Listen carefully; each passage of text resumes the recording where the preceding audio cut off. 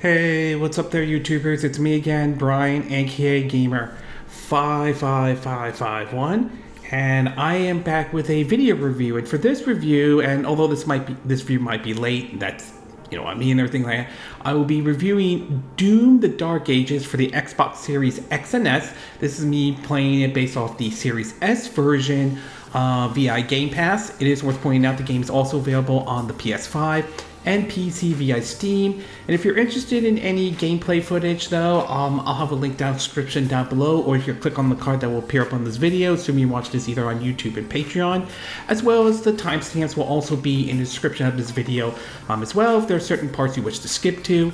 And for parents out there, it's worth pointing out that Doom: The Dark Ages is rated M for mature audiences only, ages 17 and up, by the ESRB rating system though. Now, for me, I do have a lot of respect for games like Doom and Wolfenstein. I always consider them like the granddaddy of first-person shooters, to be exact. While I won't consider myself the most die-hard Doom fan out there, I still enjoy the games nevertheless. Obviously, we've had classics like Doom and Doom 2. Then, of course, we had Doom 3 that was originally released on the original Xbox before it got ported over to other systems. That supposedly was a retelling of the first Doom game. And then, of course, in 2016, we had Doom 2016, which was another remake of the first game. This will follow up with Doom Eternal. I believe that one was released in 2019. I could be wrong on the certain release dates or something. That was basically a sort of a remake of Doom 2 and everything like that. But since then, I mean, those games were great and everything, and they still hold up and all, but we never got a original or a brand new Doom game and everything like that. It was just only those two games in particular, though. Nothing against Doom 2016 and Doom: The Dark Ages. I still think they're great. It's just we never got an original one, though.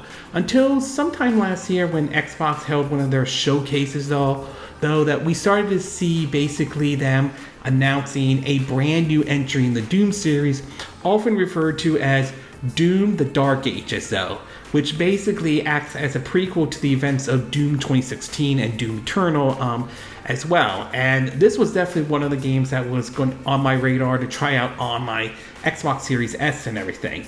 And after spending some time with the game, though, I honestly will say that it still is a fun game, just like what Doom and Doom Eternal were, though, to be exact, with some minor quirks that I have. Nothing that I thought would break or destroy the game, but some that I thought was just annoying, at least in my view and all.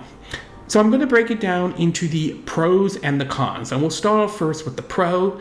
And I will say on the pro side, the game maintains what Doom and Doom Eternal did when those games came out, and it maintains that fast-paced, over-the-top gunplay that the game is known for, though. In the type of game where you gotta keep moving, you can't stand still or anything like that. So it still maintains that kind of gameplay mechanic, which I think is great.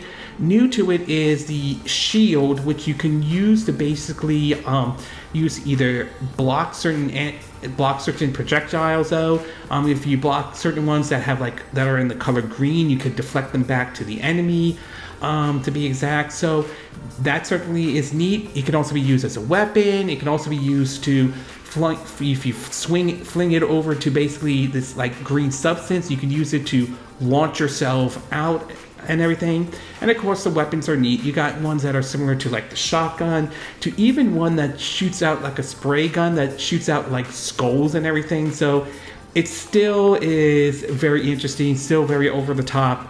It still maintains that M-rated, gory type of thing. And of course, you can also melee enemies, and if you destroy them in a way, you can drop certain weapons, or ammo, to be exact, or energy or shields and all, which the health in the shield bar, I think this is kind of clever. Basically has, Doom guy looking with his eyes, raising his eyebrows up, kind of a throwback to sort of the original old school Doom and Wolfenstein games and all. So that certainly is sort of a neat thing, though. So yeah, gameplay's great. The use of shield is interesting and everything like that. I also am kind of pleased to see that there's also certain areas that are big and all, wider. I wouldn't go as far as saying open world type approach, but certainly big and everything. And it certainly nevertheless still maintains that fast-paced, over-the-top gameplay that Doom fans have loved for a long time. The next thing to talk about is the frame rate, and I will say, based on my time with the game so far, it seems to hit that 60 frames per second, even on the Xbox Series S, indeed. So I think that's really good, especially for Series S owners, to be exact. Doom has been known, at least when Doom 2016 came out, is known to be, a fast-paced type of a game, and that is here as well. So I certainly think it's great that they're able to hit that 60 frames per second, especially for those who have it on the Xbox Series S and all. And finally, last but not least, is the story and the lore. And I will say, the story and lore isn't that bad or anything like that. I mean, it is particularly good. I mean, look, I'm not asking for it to be Oscar-worthy or anything like that, but it maintains, the style that it's known for, though. I mean, Doom Eternal had more of a story as well. Doom 2016, maybe not as much, but this one, I do like. It does act as sort of, as I mentioned before, as a prequel to the events of Doom 2016 and Doom Eternal. And I definitely like there is a little bit of that like Viking / Gothic / medieval type of setting that they had for this to a certain degree, with a little bit of sci-fi here and there. So it's an interesting lore, to be exact, though. I think, and the story itself, it's good. I mean, again, it's nothing spectacular. It doesn't change the fact it's really Doom guy killing demons and everything like that, but nevertheless, the story wasn't bad. I mean, it's not anything unusual, not anything new, but it isn't bad or horrible or anything like that. I thought it was good, and the lore as well is good as well too, though. As far as the cons go for Doom: The Dark Ages, I would say there's only two that stuck out to me for most, though. The first one has to do with the visuals, though, and this mostly has to do on the Series S. Now, I don't think there's anything wrong. I don't think the visuals as a whole are necessarily bad, or the character designs, particularly, with the demons and everything like that. They all look great and all, but visually, it doesn't look nearly as good as, say, what you would get on like something like the Series X or the PS5 or the PS5 Pro in general, though. So it's basically, the visuals are a little bit, I would say, a little bit lower than what I would like it to be, though. Some of that could be with a TV monitor that I'm using or something like that, so that could be a possibility. But as far as I'm aware of, at least on the Series S, though, the visuals I kind of feel are a mixed bag. And last but not least, I'm a little mixed on the approach they use the melee attack in Doom: The Dark Ages. Now, in this one, you can basically, the melee attack acts a little bit differently, as you basically have sort of these little bars there that can be filled up. You can use those basically to knock enemies down, and if you do that, they'll drop like sometimes some ammo or even certain health or stuff that you can add to your shield and everything like that.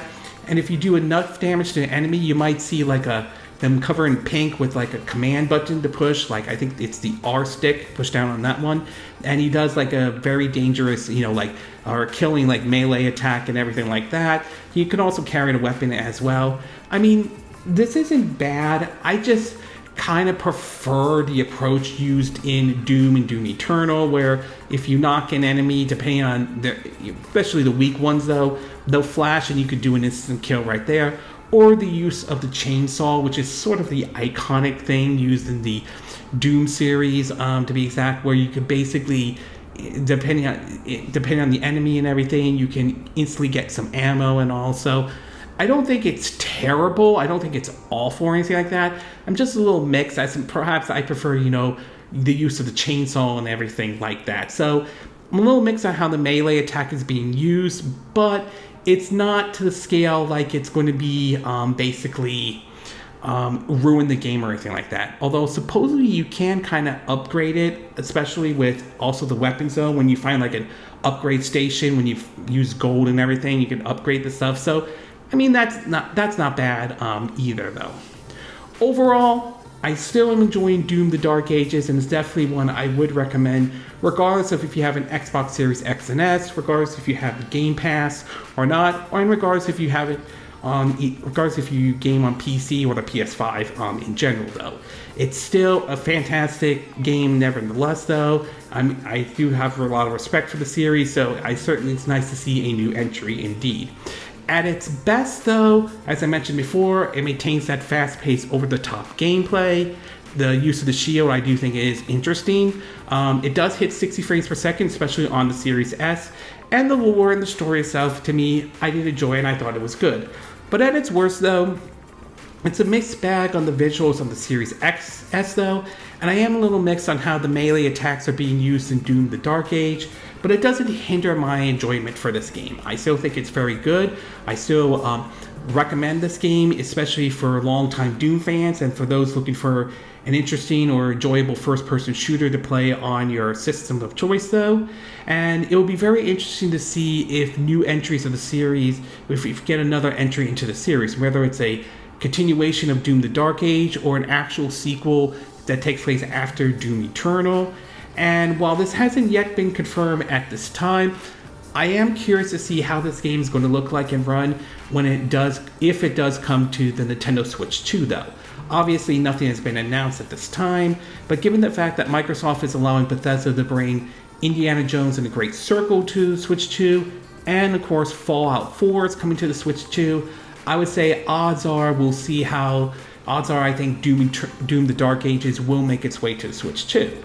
Now, whether or not they can maintain at 60 frames per second on the Switch 2, or if, let's say, Panic Button's going to handle this port like they handled Doom and Doom Eternal on Switch 1, that remains to be seen. So time will ultimately tell when supposedly it will come to the Nintendo Switch 2. But in the meantime, though, as a fan who liked these kind of first-person shooters, as someone who did enjoy Doom 2016 and Doom the Dark Ages, I do recommend Doom Eternal. I do recommend Doom the Dark Ages, regardless if you have Game Pass or not, though. Okay, this concludes my review of Doom the Dark Ages. And again, these are my opinion. What are yours? What are your thoughts about Doom the Dark Ages, though? Did you, by any chance, try the game out, whether it's through Game Pass or not? Did you decide to buy the game in any way? Do you like how the game still maintains that over-the-top look to the game? Indeed, though, do you like the direction they were going with the story and the lore in any way, though? Which system did you play it on? Series S, X, PC, PS5, by any chance? Do you agree with what I said in this video? Do you disagree? Do you have a difference of opinion? As always, sound off in the comment section below. Let me know what you think. And if you do like this video, I hope you hit the like button. I would appreciate it. And I hope you do subscribe to my YouTube channel. If you do, make sure you hit the bell icon for notifications of any new videos I put up.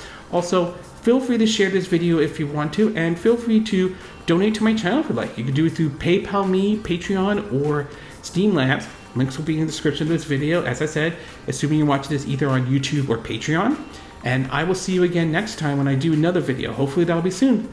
Until then, from Southern California, I wish you all a good day then. Bye!